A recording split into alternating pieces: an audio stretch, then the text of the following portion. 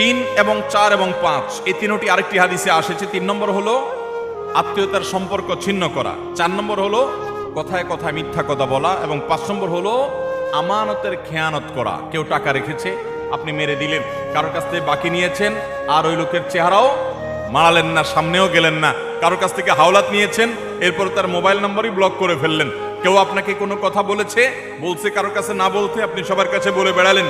কারোর কোনো গোপন তথ্য আছে, এটা ফাঁস করে দিলেন। এরকম যত প্রকার আমানতের খেয়ানত আছে, এই সবগুলোর কারণে আল্লাহ তাআলা দুনিয়াতে নগদ শাস্তি দিবেন। তাহলে 3 নম্বর হলো আত্মীয়তার সম্পর্ক ছিন্ন করা, 4 নম্বর হলো মিথ্যা, 5 নম্বর হলো খেয়ানত, আমানত নষ্ট করা। এই কয়েকটা পয়েন্ট একসাথে তাবরানীতে বর্ণিত হয়েছে। নবী সাল্লাল্লাহু আলাইহি ওয়াসাল্লাম বলেছেন যে কয়েকটা অপরাধ আছে, এগুলোর শাস্তি আখিরাতে হওয়ার পাশাপাশি দুনিয়াতে হওয়াটা অধিকতর উপযুক্ত হবেই হবে, এর কোনো বিকল্প নাই, ব্যত্যয় নাই। আল্লাহ তাআলা এটি করবেনই। তার ভিতরে একটা হলো আত্মীয়তার সম্পর্ক ছিন্ন করা। অনেক মানুষ আছেন নিজের আপন ভাইয়ের সাথে সম্পর্ক ভালো নাই, বোনের সাথে সম্পর্ক ভালো নাই, কোনো যুক্তি খাটবে না। আপনার ভাই খারাপ, এই যুক্তি দিবেন, বোন খারাপ, সে যুক্তি দিবেন, এই যুক্তি খাটবে না। সে খারাপ, আপনি তো খারাপ হবেন না। তার প্রতি সদাচরণ করার চেষ্টা করবেন, আপনি তার সাথে নিজে থেকে উইলিংলি মিশতে যাবেন, তার কল্যাণ চাইবেন, তার জন্য দোয়া করবেন। হ্যাঁ, তার সাথে মিশতে গেলে সে ক্ষতি করে, সে মামলা মোকদ্দমা করে, সে শত্রুতা করে, তাহলে ভিন্ন কথা, আপনি জান বাঁচানোর জন্য দূরে থাকতে পারবেন। কিন্তু আত্মীয়তার সম্পর্ক রক্ষা করা সুন্নত না নফল? আত্মীয়তার সম্পর্ক রক্ষা করা কি নফল কাজ না সুন্নত কাজ? ফরজ। 5 ওয়াক্ত নামাজ পড়া যেরকম ফরজ, রমজানের রোজা রাখা যেরকম ফরজ, আত্মীয়তার সম্পর্ক রক্ষা করাটাও কি? অনেক মুসলমান এটা জানেন না। আপনার ভাই বোন, তার সাথে আপনার সুসম্পর্ক বজায় রাখতে হবে। আত্মীয়ের তালিকায় রক্ত সম্পর্কীয় যাদের সাথে আপনার ব্লাডের কানেকশন আছে, এই রক্ত সম্পর্কীয় আত্মীয়দের মধ্যে সবচেয়ে অবহেলিত আত্মীয়ের নাম হলো ফুফু। সবচেয়ে অবহেলিত আত্মীয়ের নাম কি? ফুফু। কজন বলতে পারবেন যে ফুফুর সাথে নিয়মিত যোগাযোগ করেন? যাদের ফুফু আছে, কজন যোগাযোগ বলতে পারবেন? অল্প কয়েকটা হাত উঠছে।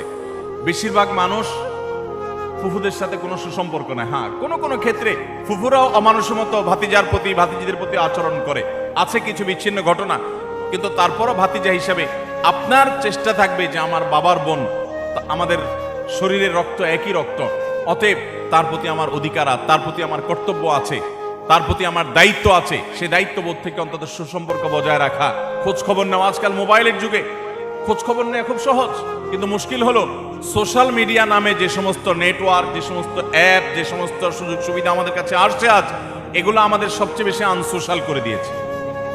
এই সোশ্যাল মিডিয়া আমাদের এক একজনের 5000 করে বন্ধু তালিকায় আছে। অনেকের এই 5000 ফুল। 5000 বন্ধুর হক আদায় করতে করতে নিজের রক্ত সম্পর্কে আত্মীয়দের সাথে 6 মাসে একবার ফোনে কথা বলার টাইমও আমরা পাই না। ঠিক কিনা বলেন ভাইরা আমার?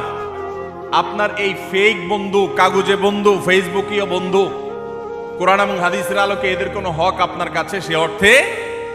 অথচ বন্ধু আপনার পোস্টে লাইক মারছে, আপনি পাল্টা লাইক না মানলে বন্ধু নাখোশ হয়ে যায়।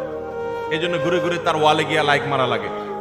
বন্ধু আপনার পোস্টে কমেন্ট করছে, আপনি কমেন্ট না করলে, রিপ্লাই না দিলে সে নাখোশ হয়, জন্য রিপ্লাই দেওয়া লাগে। মেসেঞ্জারে নক করছে, রিপ্লাই দেওয়া লাগে। এই 5000 এই সমস্ত কাগজে বন্ধু আর ফেসবুকে বন্ধুর হক আদায় করতে গিয়ে আসল আপন যারা, তাদেরকে আজকাল আমরা ভুলে গেছি।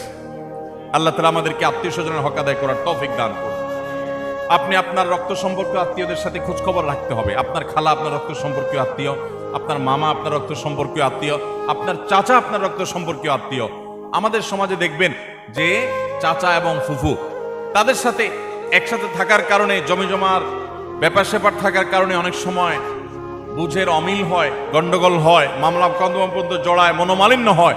কিন্তু তারপরও দিন শেষে তারা আপনার রক্ত সম্পর্কীয় আত্মীয়। আপনি একজন মুসলমান হিসেবে তাদের সাথে সম্পর্ক ছিন্ন কখনো করতে পারবেন না, কোনো যুক্তিতে না। হ্যাঁ, সে আপনার ক্ষতি করছে, বাধ্য হয়ে আপনি ছিন্ন করতে হচ্ছে বা দূরে থাকতে হচ্ছে, ভিন্ন কথা। এছাড়া অন্য কোনো যুক্তিতে আপনি আত্মীয়তার সম্পর্ক ছিন্ন করতে পারবেন না। অনেক লোক বলে আমার আত্মীয়, সে তো আমার খোঁজ খবর নেয় না, আমি একা নেওয়া লাগে। হ্যাঁ, আপনি একা নিবেন, আপনি আল্লাহর কাছে সওয়াব পাবেন। সে নিচ্ছে না, সে দায়ী হবে, অপরাধী হবে।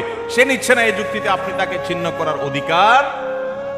আল্লাহ তাআলা আমাদেরকে আত্মীয়তার সম্পর্ক রক্ষা করার তৌফিক দান করুক। চাচা এবং ফুফুদের খোঁজ খবর নেব তো ইনশাআল্লাহ। চাচা তো ভাই, ফুফাতো ভাই বোন, তাদের খোঁজ খবর নেব তো ইনশাআল্লাহ।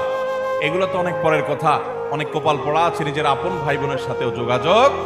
কত বন্ধু তার, কত দোস্ত তার, কত আপন তার, অথচ রক্ত সম্পর্কীয় এই মানুষগুলোর প্রতি তারা খেয়াল রাখে না। নবী করিম সাল্লাল্লাহু আলাইহি সাল্লাম বলেছেন, আল্লাহ রাব্বুল আলামিন হাদিসে কুদসিতে বলেছেন যে ব্যক্তি আত্মীয়তার সম্পর্ককে রক্ষা করবে, সংযুক্ত করবে, তাদের সাথে কানেক্টেড থাকবে, আল্লাহ তাআলা ওই ব্যক্তির সাথে কানেক্টেড থাকবেন।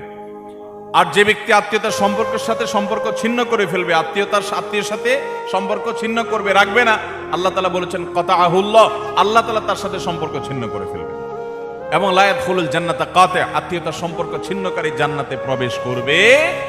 কোন যুক্তিতে আত্মীয়তার সম্পর্ক আপনি ছিন্ন করতে পারেন না, রাগ করে 3 দিন অভিমান করতে পারেন, এর বেশি না। আল্লাহ আমাদেরকে এই অপরাধটি থেকে বেঁচে থাকার তৌফিক দান করুন। আত্মীয়তার সম্পর্ক রক্ষা করলে ওই ব্যক্তিকে আল্লাহ তাআলা দুনিয়াতে নগদ শাস্তি দিয়ে থাকেন, আখিরাতে